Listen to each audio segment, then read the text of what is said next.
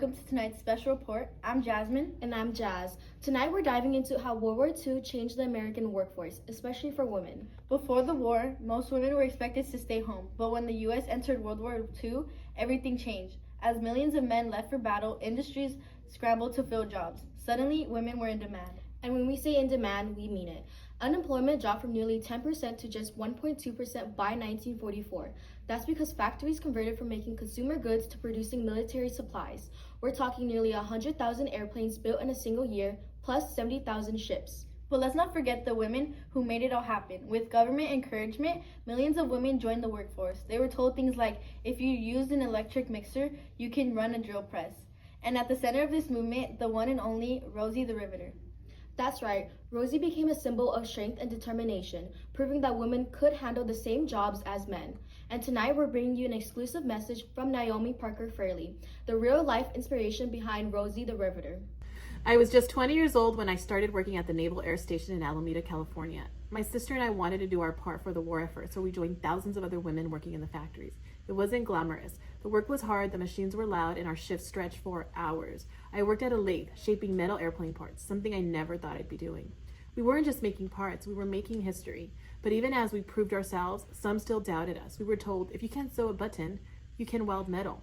They made it sound so simple, but it wasn't. Then one day, a photographer from the press came through. He snapped a picture of me at my station, but years later, I learned that image became part of something bigger. It inspired the iconic Rosie the Riveter poster, symbolizing the strength and determination of all the women who kept the country running during the war.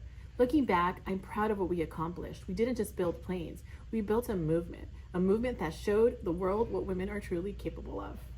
What a powerful message from Naomi. Women like her kept America running during the war. But even then, they weren't treated as equals. The government had promised fair wages, but that didn't happen. Not even close. Men kept the highest paying and supervisory jobs, and women were still paid less. And when the war ended, most women were pushed out of the workforce, even though 75% of them wanted to keep their jobs. And it wasn't just factory workers. Women who served in the military also faced discrimination.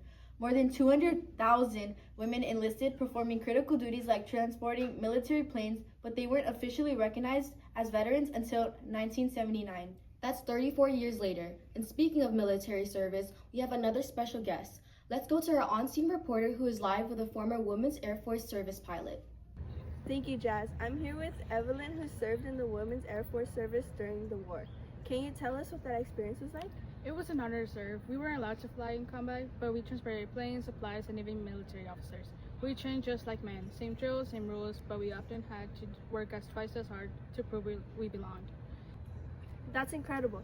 But despite your service, women in the military weren't given the same recognition as men. What happened when the war ended? We were dismissed, no veterans benefits, no honors, nothing. I remember feeling so proud of what we had done, only to come home and be told our work didn't count. Many of us had to fight for decades to get recognition we deserved. It wasn't until 1979 that we had officially been recognized as veterans. That must have been incredibly frustrating, but your service and perseverance paved the way for future generations of women in the military. That's what I hold on to. We proved women could do it, and today female pilots, soldiers, and officers serve proudly. We fought for our place and we earned it. Thank you for sharing your story. Back to you at the desk. Thank you. These stories highlight an important truth. Women didn't just support the war effort, they helped win the war. And yet, when the fighting stopped, their contributions were overlooked. But they set something in motion. Women had proven that they could do the job. They had stepped up and there was no going back. You know, if we were alive back then, I think I'd make a great factory worker. Oh really? I see you more as a pilot, flying military planes across the ocean. Either way, we'd be making history. And that's all for tonight's special report. Thank you for joining us, and we'll see you next time.